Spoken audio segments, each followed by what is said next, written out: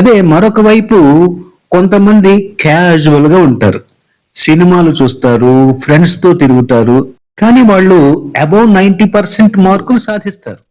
Train తప్పు track లో వెళ్తే ఎంత స్పీడ్ గా ఉన్నా డెస్టినేషన్ మనిషికి ప్రాణం ఎంత ముఖ్యమో ఇంగ్లీషు భాషలో ఒక వాక్యానికి వెర్బ్ అదే క్రియ అంత మనకు 4 ప్రధాన విషయాలు చెప్తాయి. అలాగే మూడవ సందర్భం నా దగ్గర ఏమున్నది, నేను దేనిని కలిగి ఉన్నాను. Model verbs can, could, shall, should, May, might ఇవన్నీ కూడా వీటిని మనం ప్రత్యేకంగా కంపంలో చాలా భవనాలు ధ్వంసం చేయబడ్డాయి. Many buildings were destroyed in the అనేది subjects I, you, we, they, any other plural subjects.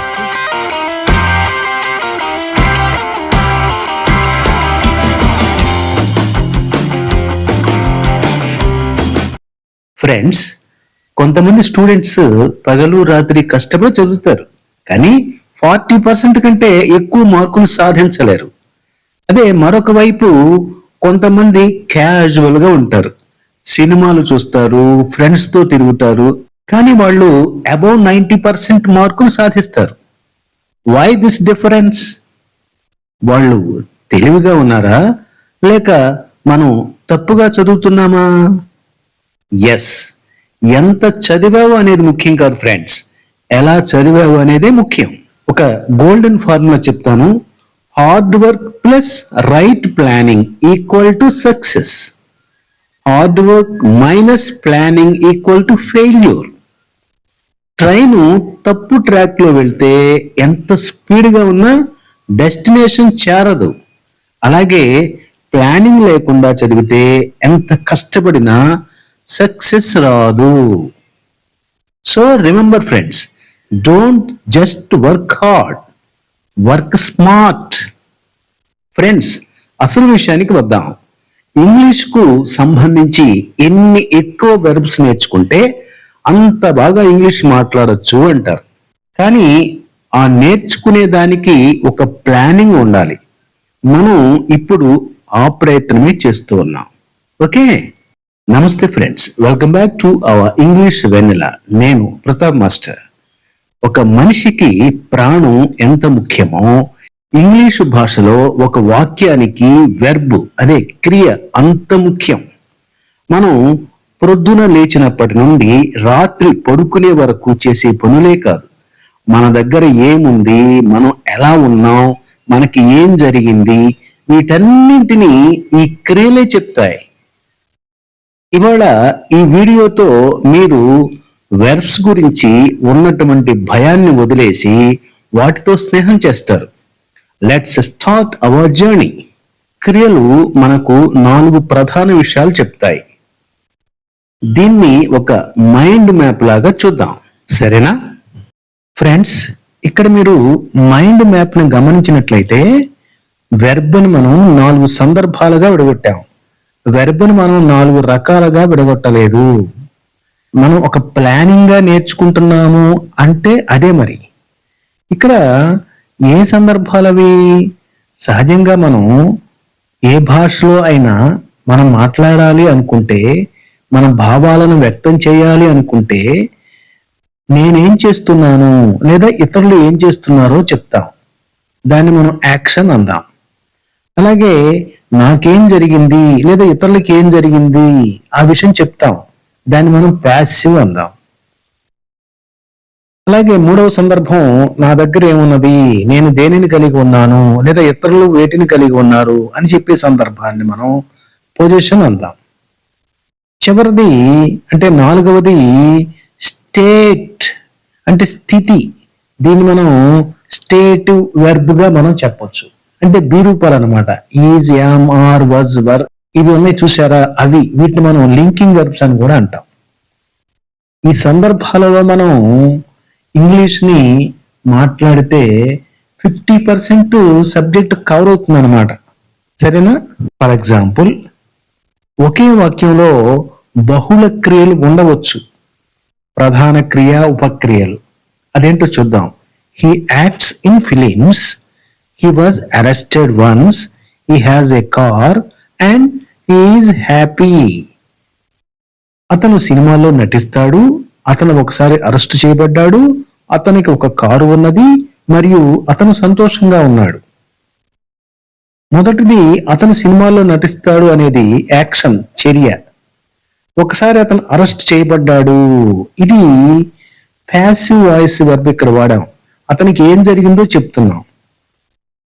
He was arrested అంటే బి ప్లస్ వెర్బ్ 3 వాడాం ఇక్కడ. అలాగే అతను ఒక కారు కలిగి ఉన్నాడు.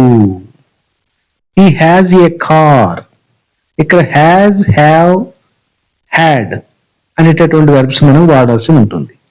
అలాగే అతను సంతోషంగా ఉన్నాడు, ఇది అతని యొక్క స్థితి. దీన్ని మనం స్టేట్ అంటాం, స్థితి. ఇలా ఒకే వాక్యంలో 4 వేరు వేరు క్రియలను జత చేయటం సాధ్యమే, కానీ ఇది కాస్త కృత్రిమంగా ఉంటుంది. మీకు అవగాహన కోసం మాత్రమే ఇలా చెప్పాను. కానీ సరైనటువంటి మార్గం ఏంటంటే ఒకే విషయంతో 4 ప్రత్యేక వాక్యాలు మనం చెప్పటం అనేది సహజమైన పద్ధతి. ఫర్ ఎగ్జాంపుల్, యాక్షన్ గురించి మనం చెప్పుకోవాలంటే she reads a book every day. ఆమె ప్రతిరోజు ఒక పుస్తకం చదువుతుంది, ఇది action. She was prized by her teacher. ఆమె తన టీచర్ చేత ప్రశంసింపబడింది, ఇది ప్యాసివ్. అంటే ఆమెకి ఏం జరిగింది, ఆమె ఏం చేస్తుంది అని కాదు, ఆమెకి ఏం జరిగింది అనేదన్నమాట. అలాగే పొజిషన్, హక్కును కలిగి ఉండటం. She has a beautiful voice. ఆమెకు ఒక అందమైన గొంతు ఉంది. ఇక్కడ హ్యావ్ రూపాలు వాడతాం. ఇంతకీ ఆమె ఎవరు, ఆమె స్థితి ఏమిటి? ఆమె ఒక డాక్టర్, నేను ఒక టీచర్ని, మీరు ఒక విద్యార్థి. She is a doctor. ఆమె ఒక వైద్యురాలుగా ఉన్నారు. ఇక్కడ ఈజ్ అనేది ఏంటి? లింకింగ్ వెర్బ్ అంటాం, లేదా బి రూపాలు అంటాం, లేదా స్టేటివ్ వెర్బ్ అంటాం. ఫ్రెండ్స్, ఇలా అన్నమాట. ఇలా మనం వెర్బ్ని మనం 4 సందర్భాలుగా వాడతాం. అంటే కేవలం ఈ 4 సందర్భాలేనా, ఇంకా వేరే ఏమి లేవా అంటే, ఒక సాధారణ విద్యార్థి అంటే స్కూల్ లెవెల్లో ఈ 4 రకాలు తెలిస్తే చాలా వరకు వాక్యాలు మనం అర్థం చేసుకోవచ్చు, రాయొచ్చు. ఎందుకంటే 90% వాక్యాల్లో ఈ 4ంటిలోనే ఉంటాయి. ఇవి ప్రతి టెన్స్ వాయిస్ లో మనకి కనిపిస్తాయి. అయితే క్రియలకు ఇంకా కొన్ని పనులు ఉన్నాయి. పైన చెప్పిన 4 కాకుండా, ఇప్పటి వరకు చెప్పుకున్న 4 కాకుండా క్రియలు కొన్ని పనులు చేస్తాయి. అవేంటో టూకీగా చెప్పుకుందాం, కానీ వాటిని మనం ఇక్కడ వివరించొద్దు. మీరు అడిగితే మరొక వీడియో చేసుకుందాం. ఓకే. క్రియ యొక్క మరో పని సహాయక క్రియ, ఆక్సిలరీ వెర్బ్, హెల్పింగ్ వెర్బ్. అంటే ప్రధాన క్రియకు సహాయంగా నిలిచి టెన్స్, క్వశ్చన్స్, నెగటివ్ అంటే చూపిస్తాయి. అంటే do, does, did, be, have, will, shall ఇలా అన్నమాట. Do you like coffee? నీకు కాఫీ ఇష్టమా? ఇక్కడ లైక్ అనేది ప్రధాన క్రియ, డూ అనేది సహాయక క్రియ. అలాగే ఇన్ఫినిటివ్ చూద్దాం. 2+V1 రూపం. ఇది నామవాచకంగా లేదా విశేషణంగా లేదా క్రియా విశేషణంగా పనిచేస్తుంది. I want to go home. నేను ఇంటికి వెళ్ళాలని కోరుకుంటున్నాను, అనుకుంటున్నాను. దీన్ని మనం టు ఇన్ఫినిటివ్ అంటాం. అలాగే జరండగా కూడా వాడతాం. అంటే వెర్బ్ 1కి ఎప్పుడైతే ఇంగ్ చేరుతుందో అది జరండ్ అని చెప్పేసి కూడా మనం ఒక వెర్బ్ గా నామకరణం చేసి చెప్పుకుంటాం అనమాట. ఉదాహరణ swimming. Swimming is good exercise. ఈత కొట్టడం ఒక మంచి వ్యాయామం. ఇక్కడ స్విమ్ అనే దానికి ఇంగ్ చేరి స్విమ్మింగ్ అయింది. దీన్ని మనం ఏమంటాం? జరండ్ అంటాం. అలాగే model verbs can, could, shall, should, May, might ఇవన్నీ కూడా. వీటిని మనం ప్రత్యేకంగా ఆల్రెడీ కొన్ని వీడియోలు చేసుకున్నాం. కానీ ఇక్కడ సందర్భం వచ్చింది కాబట్టి ఆ 4 కాదు, ఆ 4 విధాలుగానే కాదు, మరి ఎన్నో విధాలుగా వెర్బ్ను వాడుకుంటాం. కానీ వెర్బ్గా ఉపయోగపడే ఈ 4 సందర్భాలు చాలు అని నేను అనుకుంటున్నాను. ఓకే ఫ్రెండ్స్, వీటికి సంబంధించినటువంటి వీడియోలు కూడా మన ఛానల్లోనే ఉన్నాయి. కాదు వాటిని మరలా విపులంగా చెప్పుకుందామంటే పార్ట్ బిగా చెప్పుకుందాం. అది కూడా మీరు అడిగితేనే. సరేనా ఫ్రెండ్స్? ఇప్పుడు క్రియలో మనకు చెప్పే 4 ప్రధాన విషయాలను డీటెయిల్ గా చూద్దాం. ఆల్రెడీ మీరు ఒక అవగాహనకు వచ్చారు. ఒక విషయాన్ని పదే పదే వివిధ రకాలుగా మనం ఎప్పుడైతే నేర్చుకుంటామో అప్పుడు దాని మీద మనకి ఒక పట్టు వస్తుంది. అంతేగాని ఒక్కసారిగా అరకొరగా 100 విషయాలు నేర్చుకోవటం కంటే నేర్చుకునే 4 విషయాలైనా అర్థవంతంగా నేర్చుకోగలిగితే ఆ సబ్జెక్టు మన సబ్ కాన్షియస్ మైండ్ లో నిక్షిప్తమై ఉంటుంది. సరే, ముందు యాక్షన్ గురించి చూద్దాం. ఫ్రెండ్స్, ఒక్కసారి మీరు ఈ చిత్రాన్ని గమనించినట్లయితే మనం ఉపయోగించవలసినటువంటి మొదటి సందర్భం యాక్షన్స్ గురించి అర్థమవుతుంది. ఈ చిత్రంలో ఒక పిల్లవాడు ఇడ్లీ తింటున్నాడు, ఒక పాప పరిగెత్తుతోంది, ఒక వ్యక్తి స్టేజ్ మీద నటిస్తున్నాడు. అంటే ఇక్కడ మనం తెలుసుకునేది ఏమిటి? ఒక వ్యక్తి లేదా వస్తువు చేస్తున్నటువంటి పనులను మనం వ్యక్తం చేయాలంటే వెర్బ్ ఉపయోగించే మొదటి సందర్భాన్ని మనం యాక్షన్స్ అనే కేటగిరీలో గుర్తుపెట్టుకుంటున్నాం. That's all.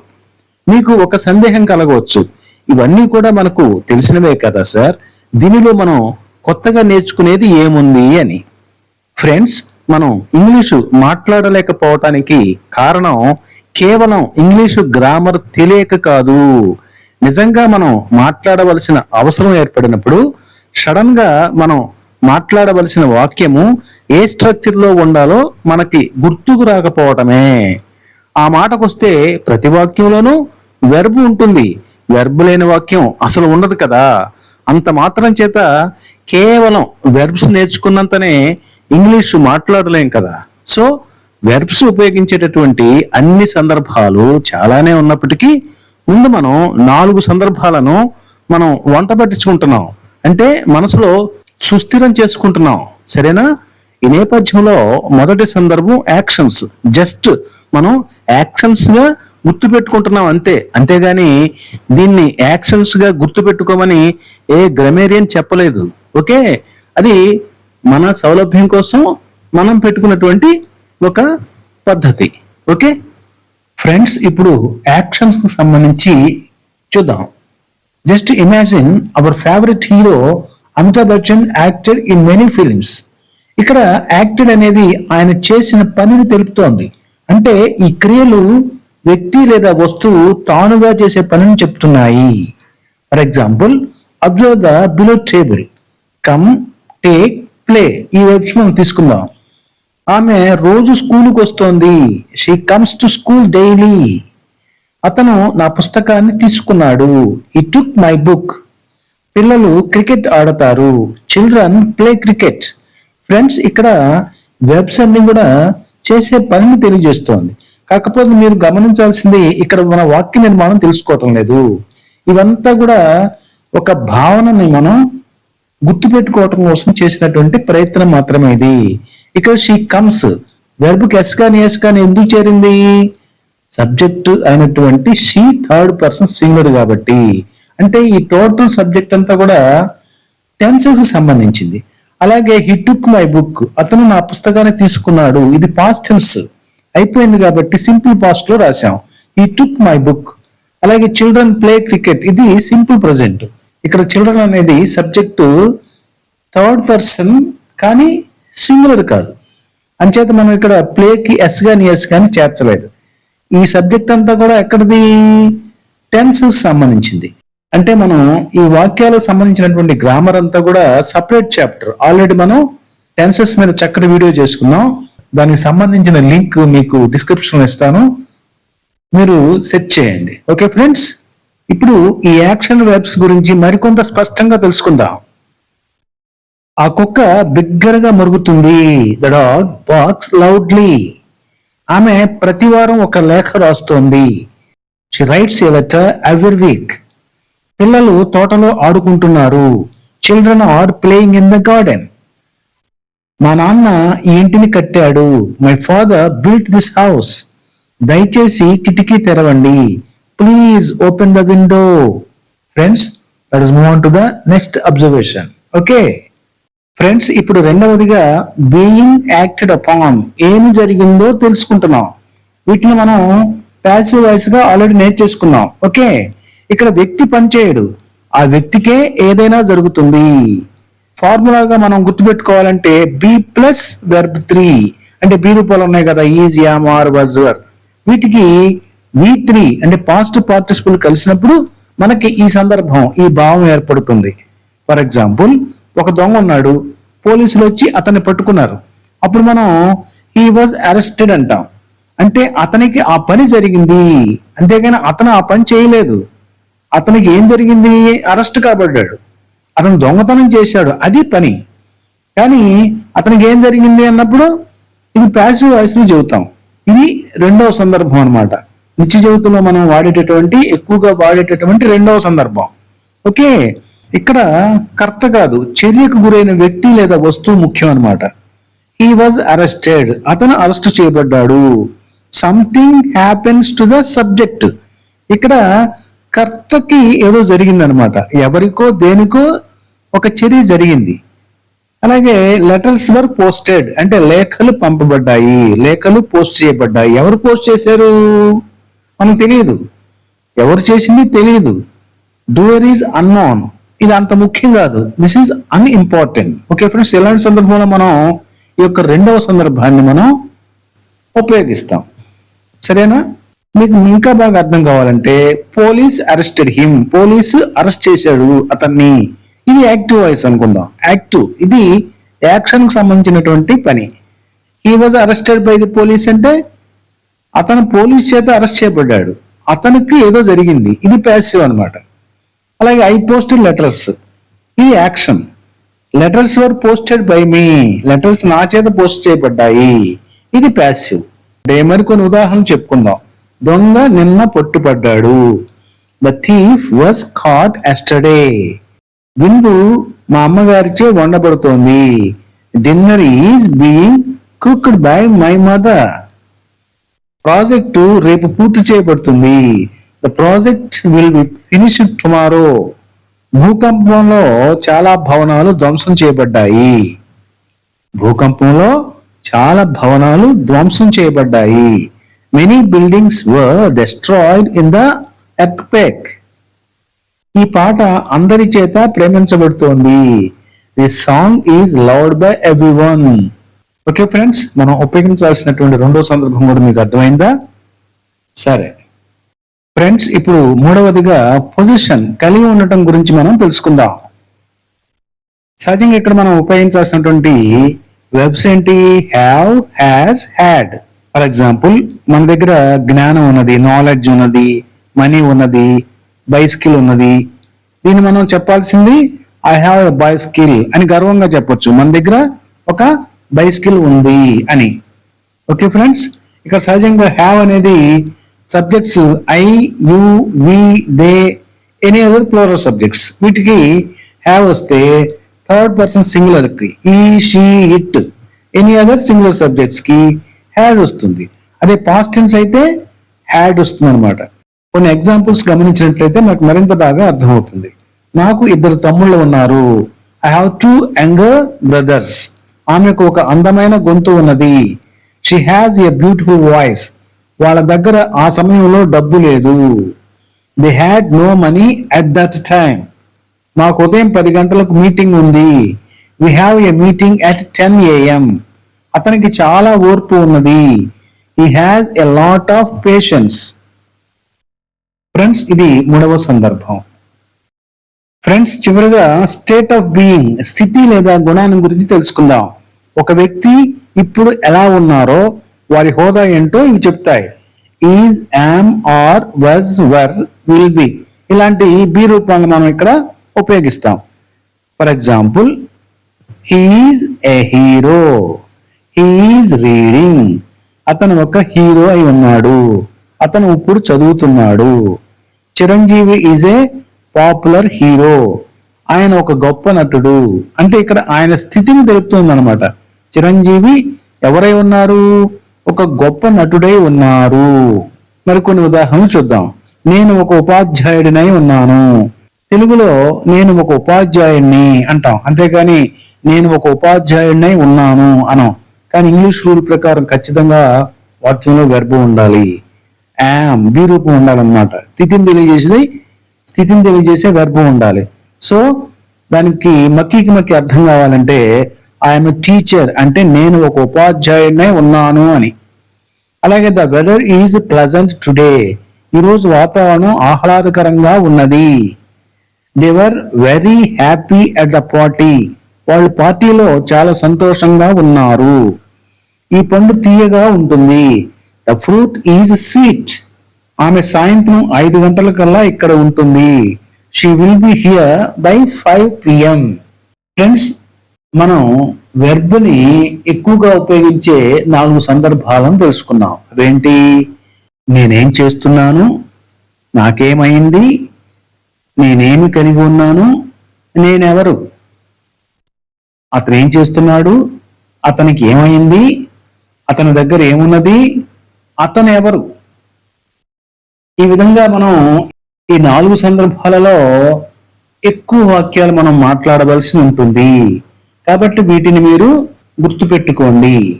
ఓకే ఫ్రెండ్స్, ఎప్పటిలానే మీ సందేహాలని దయచేసి తెలియచేయండి. సరేనా?